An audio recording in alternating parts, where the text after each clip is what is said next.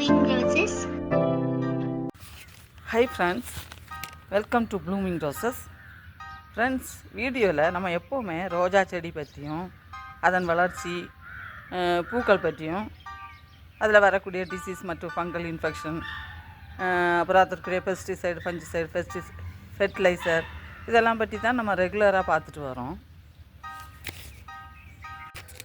இன்றைக்கி நம்ம வீடியோவில் கொஞ்சம் வித்தியாசமாக some interesting facts about rose, அதாவது ரோஜாவை பற்றிய சில சுவையான, நம்ம கேள்விப்படாத சில விஷயங்களை பற்றி பார்க்கலாம். ஸ்கிப் பண்ணாமல் எண்டு வர பாருங்கள் ஃப்ரெண்ட்ஸ். இந்த ரோஜாப்பூ மிக பழமையான பூக்களில் ஒன்று. 35 மில்லியன் ஆண்டுகளுக்கு முந்தைய படிவுகள் கிடச்சிருக்கு.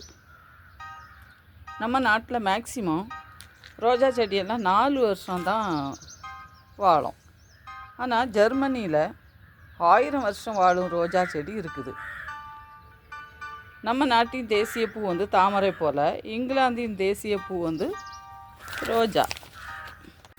சில வகை ரோஜா 5லேருந்து 6 மீட்டர் உயரம் வரை வளரும். ஒவ்வொரு ரோஜா நிறத்துக்கும் ஒவ்வொரு அர்த்தம் உண்டு. அதை இன்னொரு வீடியோவில் போஸ்ட் பண்ணுறேன். ரோஜாவின் மனம் அதன் நுண் சுரப்பிலிருந்து, அதாவது மைக்ரோஸ்கோப் கிளான்ஸிலிருந்து வருது. பல ரோஜா வகையில் பழம் பழுக்கும். இது நம்ம கேள்விப்படாத விஷயமா இருக்குது இல்லையா? இதை ரோஸ் ஹிப்னு சொல்கிறாங்க. ஜாம், ஜெல்லியில் இதை பயன்படுத்துகிறாங்க. அடுத்து, ரோஜா இதழ்களை சாப்பிடலாம்,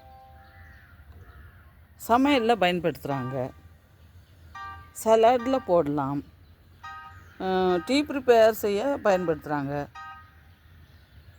ரோஜா இதழ்களை தண்ணியில் போட்டு ரோஸ் வாட்டர் தயாரிக்கிறாங்க.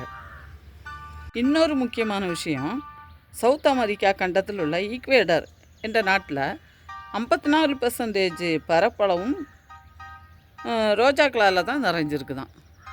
ஃப்ரெண்ட்ஸ், இப்படி ரோஜாவை பற்றிய சில சுவையான விஷயங்களை பற்றி தெரியணும்னா ப்ளூமிங் ரோஸ் சேனலுக்கு சப்ஸ்கிரைப் பண்ணி தொடர்ந்து பாருங்கள்.